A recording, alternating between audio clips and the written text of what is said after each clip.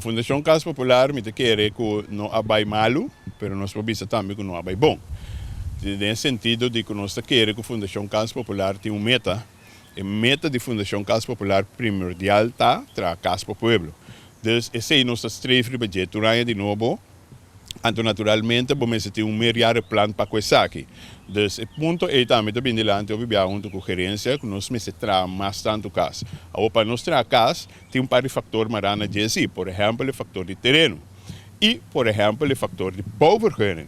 Então, tem par de coisas que nós dependemos do governo para nós por cumprir com a comunidade. Então, nós está urgente também de caso aqui, nós temos mais de 260 bouwvergunning a pegar, de qual nós sabemos que o ministro está trabalhando ribadan, mas nós está urgente também para bouwvergunning aqui fora de nós, assim nós podemos construir casa e cumprir com a demanda que nós temos na FKP e cumprir com a comunidade que está guardando riba nós para não por aí casa.